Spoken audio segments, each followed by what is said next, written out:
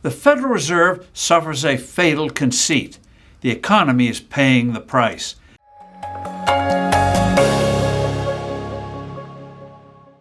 Hello, I'm Steve Forbes, and this is What's Ahead, where you get the insights you need to better navigate these turbulent times. As expected, the Federal Reserve did nothing on interest rates at its meeting this week.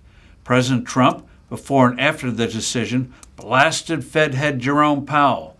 Trump critics say he's jeopardizing the central bank's independence. All this obscures, however, the huge question. Does our central bank know what it's doing when it comes to inflation? The answer is no. The Federal Reserve is doing more harm than good. The world's most important central bank is afflicted with what the late, great Nobel Prize-winning economist Friedrich Hayek called the fatal conceit. The idea that government planners can run the economy better than the free market. They never have, no matter how brilliant the planners were. Markets are people, and around the world each day, they make billions of decisions to buy, sell, invest, start a business, close a business, whatever. People are not machines. Intrusive governments distort economies. Hayek's profound insight applies to the Fed. Our central bank is not running the economy the way communist and socialist central planners do. But the way it conducts monetary policy is based on the patently false premise that to control inflation, it must deliberately try to stimulate or depress economic activity. Fed officials falsely believe that prosperity causes inflation. On that basis, when prices rise, the central bank attempts to slow the economy or even engineer a recession. When things are sluggish and prices are not rising too fast, it aims to lower the cost of money. Their preferred instrument for this kind of economic manipulation is indeed interest rates.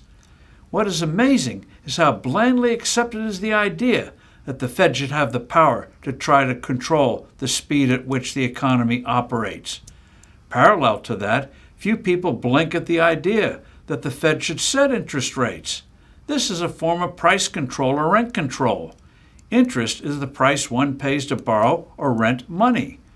Borrowers and lenders should set interest rates, not central bank commissars.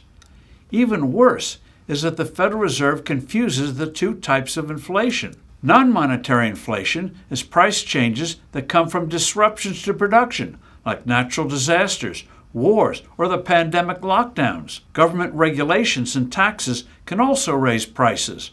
A 10% sales tax will jack up the cost of an item by 10%. Jerome Powell mentioned that tariffs, which are similar to sales taxes, may raise inflation. But that's non-monetary inflation, and the Fed can't cure that by putting its foot on the neck of the economy. What Powell and company can do is control monetary inflation. Monetary inflation is when you reduce the value of a currency, in this case the dollar, usually by creating too many of them. Yet no central bank ever talks about the need for stability in the value of a currency. It's like talking about malaria and never mentioning getting rid of mosquitoes. By falling for the fatal conceit that Hayek warned against, the Federal Reserve is depressing our well-being.